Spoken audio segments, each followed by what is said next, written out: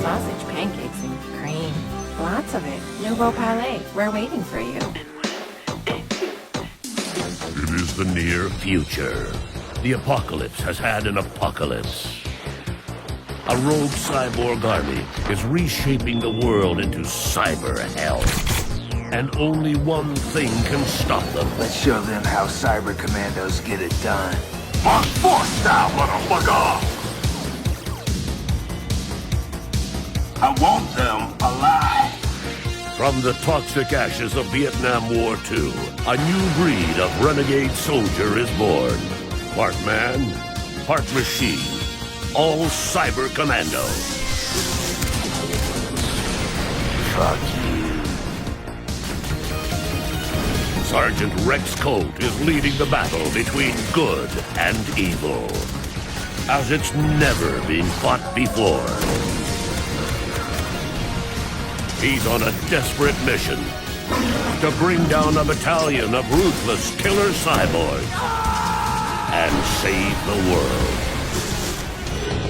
Lights out, Rex. Michael Biehn is Sergeant Rex Power Colt in this year's most thrilling, action-packed cyber adventure.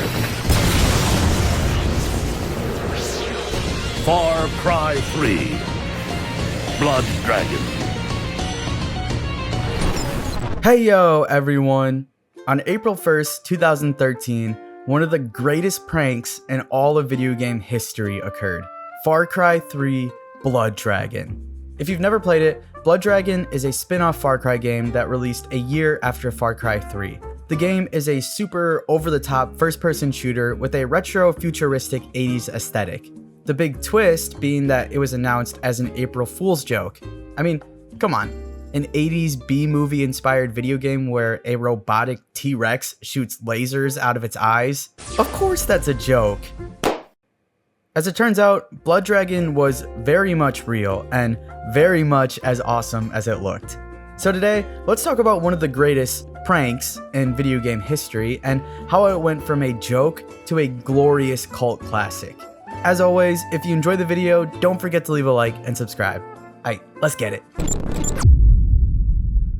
Alrighty, so let's start at the beginning here. On April 1st, 2013, Ubisoft uploaded a roughly 2-minute trailer for what looked like a Far Cry 3 spin-off spoof, titled Far Cry 3 Blood Dragon. In the trailer, we see a bunch of stuff that can be described only as complete and utter nonsense.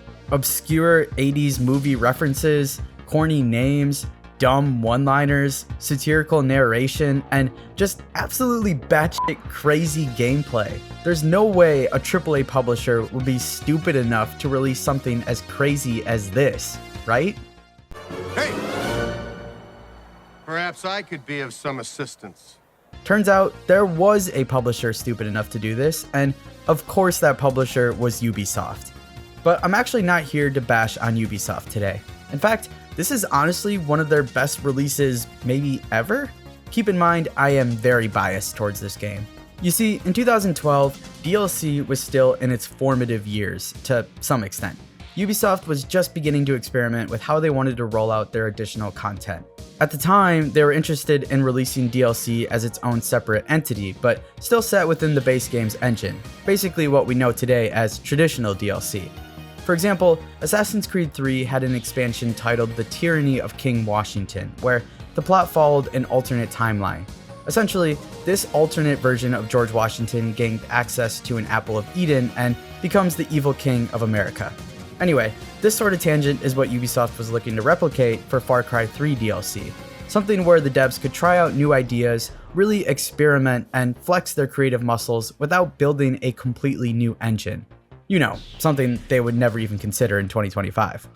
So, Dean Evans, a developer who previously worked on Assassin's Creed 3 and Splinter Cell Conviction, came up with this satirical version of how the 80s might have predicted the future to go, but in the form of a Far Cry game.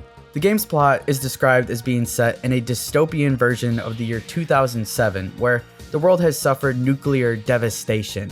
The player controls an American cyborg super soldier, aptly named Sergeant Rex Power Colt, who is voiced by the legendary Michael Biehn. Rex is essentially the classic, "I'm getting too old for this shit" badass, and just wants to save the damsel in distress and rip cigars all day. His main objective is to stop the bad guy, Colonel Sloan, from taking over the world and reverting it back to a prehistoric state. I mean, the story is just bonkers. It's got dinosaurs, zombies, parallel dimensions, killer AI, basically everything I want in a video game. As ridiculous as the pitch sounded, the executives at Ubisoft loved the idea and gave the green light to Evans. And instead of just making it a DLC pack, they decided to turn it into a fully separate spin-off game that could be bought independently of Far Cry 3, despite Blood Dragon still sharing the same moniker. Evans had roughly 6 months to make his vision a reality. Quickly getting to work, he contacted movie director Jason Eisner, famous for his black comedy action movie Hobo with a Shotgun. Evans and Eisner buddied up to finalize the script, and Eisner continued to provide support throughout the game's development. Power Glove, the musicians behind Eisner's Hobo with a Shotgun, returned to compose the soundtrack for the game. They made it a point to use retro synths to really reinforce that 80s retro wave atmosphere that Evans was looking for.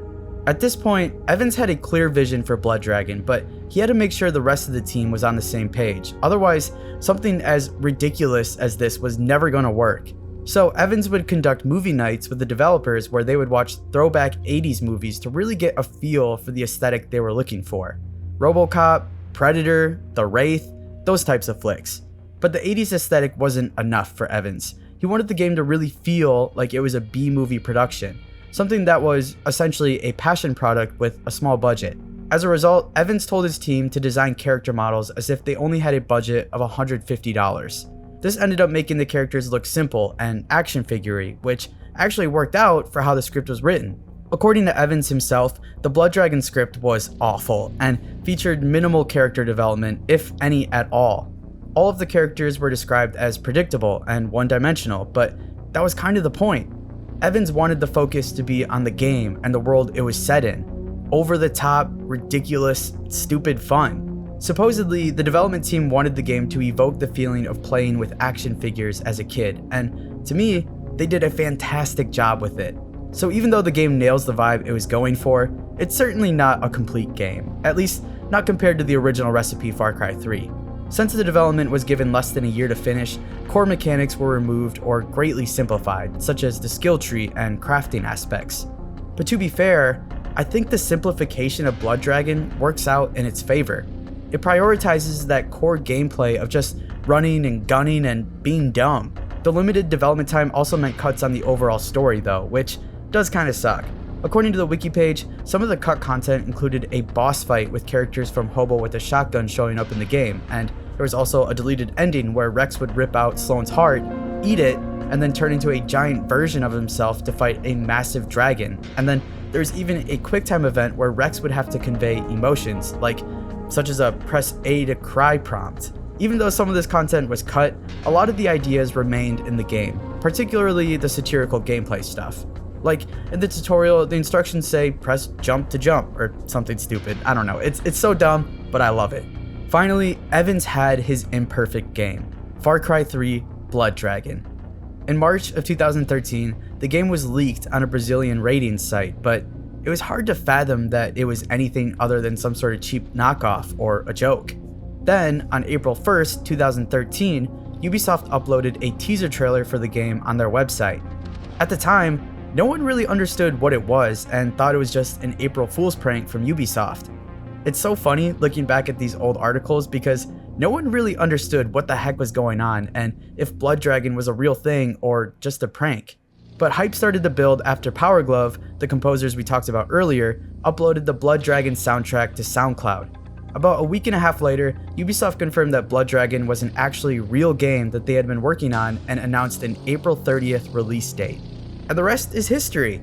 Blood Dragon came out to great reviews.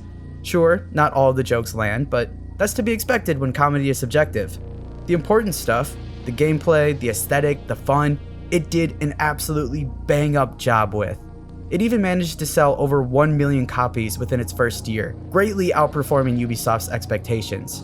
With that success, Evans planned on developing a sequel, but Unfortunately, plans fell through and we never got the Blood Dragon 2 content we were all hoping to see.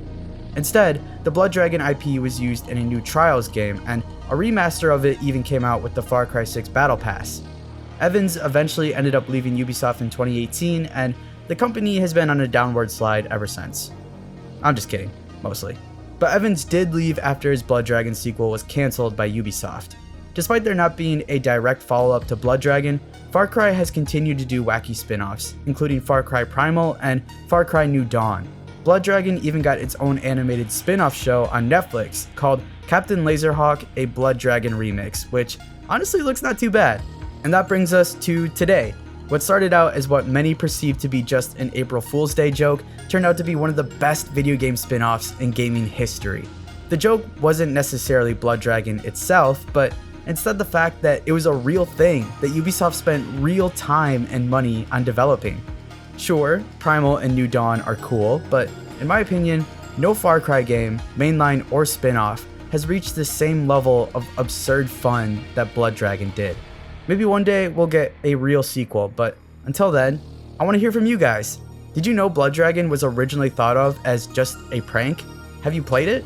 If you have, do you love it also, or am I just crazy and obsessed over this game like some sort of lunatic? I'd love to hear all of your thoughts down below in the comments. If you enjoyed the video, don't forget to leave a like and subscribe. It means a lot. I appreciate you guys as always, and I'll catch you in the next one.